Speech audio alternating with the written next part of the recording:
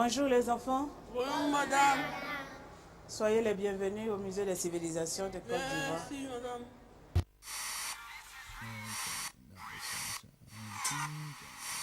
Madame, c'est quoi un musée? Un musée, c'est une institution publique à but non lucratif qui est au service de la société, donc de notre pays et de son développement, qui fait des recherches sur les témoins matériels de l'homme, les conserve, les expose et les communique dans le but d'éduquer la population. C'est un endroit où on conserve l'héritage culturel d'un peuple. À quelle date a été créé le musée? Le musée a été créé en 1942 par l'administration coloniale, donc avant l'indépendance de la Côte d'Ivoire. Qui a été le premier directeur du musée avant vous? Combien y a-t-il de directeurs? Il faut dire qu'en 1942, sous la houlette du gouverneur Hubert Duchamp, la gestion du musée avait été confiée à un artiste du nom de Pierre Mose, français. Mais nous pouvons dire que véritablement, dans sa conception muséale, le premier directeur que nous pouvons retenir, c'est Bohumil Aulas. Et après Aulas, il y a eu plusieurs autres directeurs. Et nous voudrions comme ça citer pêle-mêle.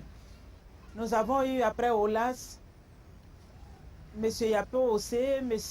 Adou. Nous avons eu le professeur Feu Niangorambois. Nous avons eu M. Yaya Savané. Nous avons eu Mme Bekouan Zagbayou Hortense. Et après elle, nous sommes venus aux commandes. Combien de visiteurs vous avez par mois et par an? Nous savons que les Ivoiriens et partant les Africains en général ne s'intéressent pas au musée parce qu'ils ne trouvaient pas leur compte, parce que mal informés. Donc nous avons en moyenne par jour d'abord, nous avons entre 10 et 50 visiteurs. Essayons de voir donc par semaine et par mois ce que cela peut donner. Au niveau donc mensuel, au plan mensuel, on peut parler de centaines de visiteurs, ce que nous n'avions pas auparavant. Madame, qu'est-ce que le musée peut-il apporter à notre pays? C'est une très bonne question. Qu'est-ce que le musée peut apporter à la Côte d'Ivoire pour être chez nous? Le musée, c'est d'abord la mémoire collective. Là où nous pouvons comprendre notre histoire. Donc, cette mémoire collective nous permet de connaître notre histoire, de comprendre nos traditions, nos us et coutumes. Le musée, c'est très important parce que c'est un lieu d'échange. C'est là aussi où nous pouvons être éduqués. Et nous disons que si la Côte d'Ivoire connaît aujourd'hui cette crise, cette guerre, c'est parce que nous avons une méconnaissance criarde de la culture de l'autre. Or, celui qui vient au musée apprend à connaître la culture de l'autre. Donc, le musée est un facteur de rapprochement, de consolidation des relations au sein d'une société.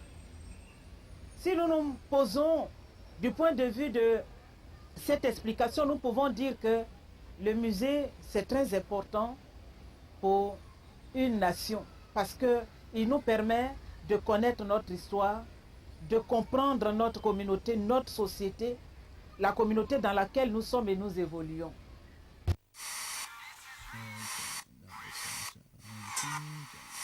La salle que vous découvrez, c'est la salle qui présente la Côte d'Ivoire plurielle, la Côte d'Ivoire unie. Et nous avons un thème pour cette exposition, identité et brassage des cultures. Vous allez voir qu'il y a différents sous-thèmes qui sont conformes aux différents espaces que vous allez découvrir tout à l'heure. Nous allons donc commencer par le premier espace. Vous êtes là dans le cadre, dans l'espace archéologique. Monsieur Kofi Richemont, qui est agent de ce musée et qui est le guide principal pour cette salle d'exposition. Monsieur. Nous allons commencer principalement par ce reste osseux que vous voyez là. C'est un crâne d'éléphant. Disons, c'est un squelette crânien d'éléphant abattu ici même en Côte d'Ivoire en 1947 par l'administration coloniale. Et cela, c'était pour mettre en exergue la richesse ou l'importance de la faune ivoirienne. Voilà, donc voilà pour ce qui est de ce crâne d'éléphant. Les enfants, qu'est-ce qu'on peut dire de l'éléphant? Qu'est-ce que l'éléphant représente pour la Côte d'Ivoire? Et l'emblème de la Côte. C'est l'emblème de la Côte d'Ivoire. Qu'est-ce qui vous montre que c'est un éléphant? Kader? On peut savoir que c'est un éléphant par ses ivoires. Nous allons passer maintenant à l'organisation économique. Doucement. Qu'est-ce que tu vois? On voit l'argent des anciens temps. Là, vous avez en face de vous une coupole comprenant les différentes valeurs monétaires anciennes. Et cette coupole, comme vous le voyez aussi, présente l'évolution de ces différentes valeurs-là. Et là, nous partons de la toute première valeur, connue comme monnaie, hein, pas au plan local, mais qui était commune à tous les peuples. Et là, il s'agit des cauris, les cauris qui étaient utilisés comme facteurs de change dans le cadre des transactions commerciales. Après ce type de monnaie, nous avons deux autres types qui suivent. Il s'agit là des manilles. On avance. Des manilles. Et en troisième position... Vous voyez, les manilles, c'est ce qui est en forme de bracelet. Sous forme bracelet. Est-ce qu'on voit, les enfants? Les tout petits, vous voyez? Et là, il s'agit de la manipulation ou de l'exploitation de la poudre d'or dans un cadre d'échange. Et cette poudre d'or, avant d'être utilisée comme facteur d'échange, est exploitée par un système de pesée. Cet appareillage comprend, comme vous le voyez, des boîtes qui diffèrent de par leur forme. Vous voyez les boîtes? Voilà. Il y en a de cylindriques, il y en a de cubiques, il y en a de rectangulaires, il y en a de carrés. Et ces boîtes servaient à la conservation de la poudre d'or après pesée. Nous avons un là ce soir entrant en ligne de compte dans la pesée de la poudre d'or. Il s'agit là de la balance. Et c'est généralement une balance à fléau, deux plateaux liés à un fléau par des cordelettes. Après tout ça, nous avons la dernière valeur monétaire empruntée de l'extérieur. Il s'agit là de la monnaie moderne, représentée ici à travers les billets de banque. Les billets là qui sont là-bas. Voilà. C'est l'évolution de quelques-unes de nos valeurs traditionnelles, de nos valeurs économiques traditionnelles. Voilà. Et puis nous venons ici. Qu'est-ce que vous remarquez là dans le mur? Oui, toi, c'est Habib? Un fusil et un habit de chasseur. Un fusil et un habit de chasseur. Quel type de chasseur? Oui. Les dozos. Un habit de protection destiné aux chasseurs du Nord, chasseurs Senufo, qu'on reconnaît généralement sous le nom de dozo.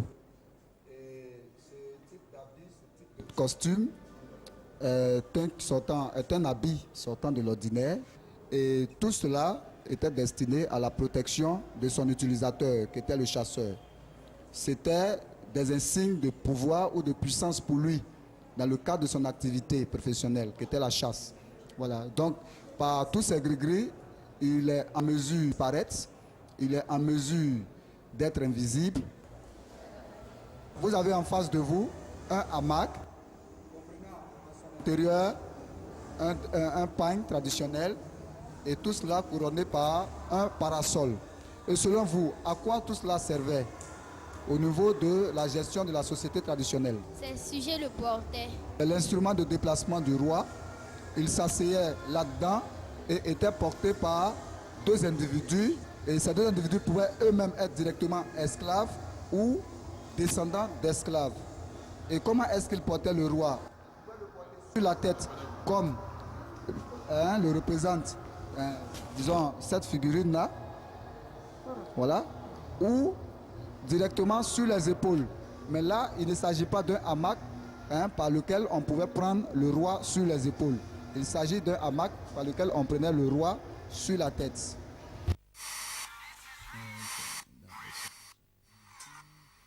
C'est ma première fois de venir au musée et j'ai été marqué par les billets et pièces de monnaie qui servaient de moyen d'échange autrefois. Je dirais à mes amis des écoles et collèges de venir visiter le musée parce qu'il regorge les civilisations de notre pays. Qui m'a marqué quand j'étais au musée, c'était le truc où on prend le roi. Je vais venir visiter le musée avec toutes mes camarades. Maman est partie au musée tous les jours.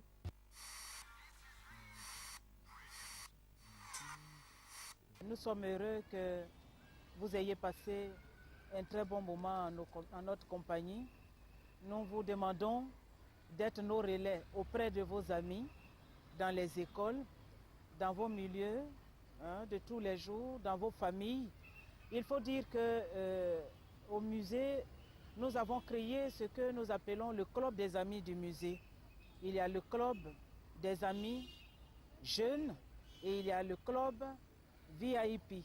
Au niveau du club des amis du musée jeunes, vous êtes déjà considérés comme ambassadeurs dans vos établissements respectifs pour que d'autres comme vous viennent pour s'enrichir de tout ce que nous avons comme savoir dans cette institution.